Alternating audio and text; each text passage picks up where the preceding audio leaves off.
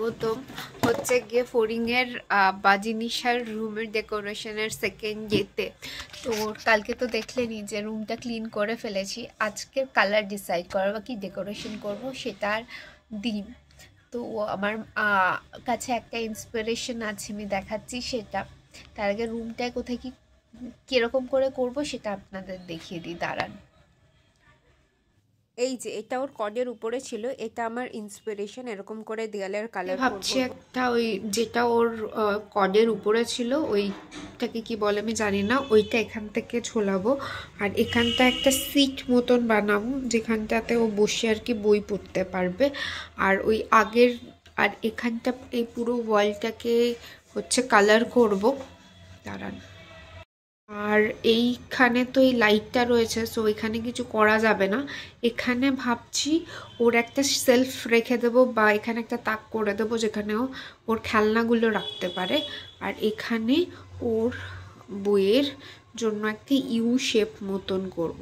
So this is the plan. আমি এটা wide angle করেছি বলে একটুখানি খেজি আসছে। So this is the plan. এইখানে একটা হলো গিয়ে মেঘের মতন, এইখানে একটা মেঘের মতন লাইট লাগাবো, এটা ভেবেছি, দেখা যাক কতদূর কি হয়। তো পেন আর খাতা নিয়ে বসে পড়েছি। প্রথমেই আমি একটা লিস্ট বানিয়ে নেব কি কি করব। তার মধ্যে একটা জিনিস আমি অর্ডার করে নিয়েছি, সেটা হলো গিয়ে ওর হচ্ছে গিয়ে যে বুক সেলফটা হবে সেটা আমি অর্ডার করে নিয়েছি। আর কি কালার লাগবে সেটা অর্ডার করব, আর কি কি জিনিস অর্ডার করতে হবে সেটাও অর্ডার করব। আর একটা জিনিস, ওর এন্ট্রান্সে দেখবে একটা সিঁড়ি মতন রয়েছে, ওই সিঁড়িতে আমি ভেবেছি অনেকগুলো কালারফুল ফ্রেম করে ওর ছোটোবেলা থেকে যে যে ফটোগুলো আমি তুলেছি সেগুলোকে, বা আমার প্রেগনেন্সি থেকে ওর বড় হওয়ার যে ছবিগুলো আছে সেগুলো ওখানটায় ঝোলাবো। আর একটা সাইডে কি করব কোনো আইডিয়া খুঁজে পাইনি, আপনারা দেবেন সেই আইডিয়াটা। বাট তার আগে আমি একটুখানি it is going to be a long process. So প্রথমে যেটা করবো সেটা, আজকের আমার ইচ্ছা রয়েছে কালারটা কমপ্লিট করে নেওয়ার। সো আমি স্টার বানাবো আর মেঘ বানাবো, সেটা তো আপনাদের দেখিয়ে দিলাম। ওর কডের উপরে যেখানে আর কি ওর বিছানাটা ছিল সেইখানে আর কি এই মানে ওই কাপড়টাতের উপর এই প্রিন্টটা করা ছিল। সো আমি ওখান থেকে ইন্সপিরেশন নিয়েছি। আর যেহেতু ওই রুমটা স্কাই ব্লু, পিঙ্ক কালার আর ইয়েলো কালারের স্টার করব আর হোয়াইট মেক করব। This is the plan.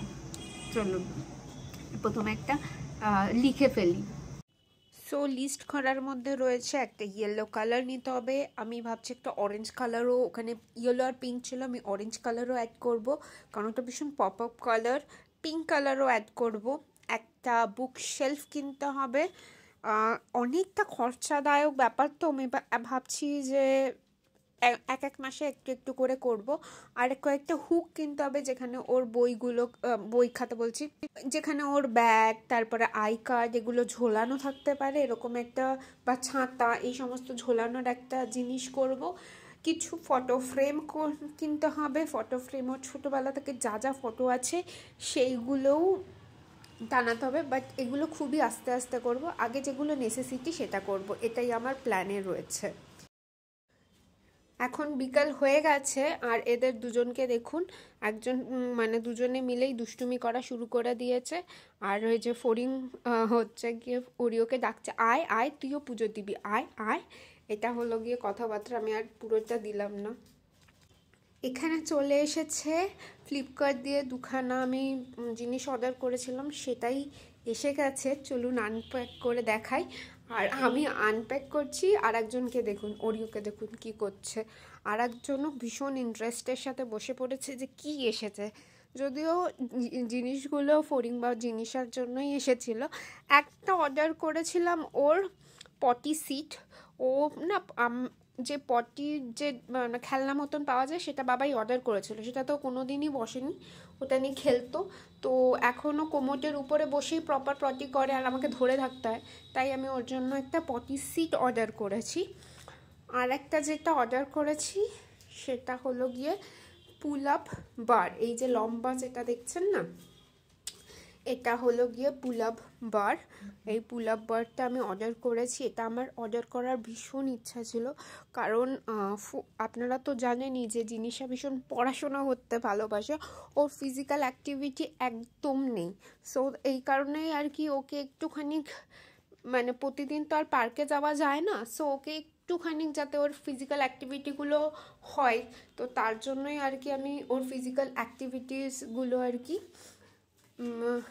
মানে করার জন্য এই সমস্ত জিনিসগুলো আর কি অর্ডার করছি, যাতে আমি আরও বেশি এনকারেজ করতে পারি। So this is the thing, দেখেই নিলেন এটা পুলাভ বার অর্ডার করেছি। চলুন যাই, এটাকে সেটিংস করে দেখাই যে ও কীরকম করে কি করছে।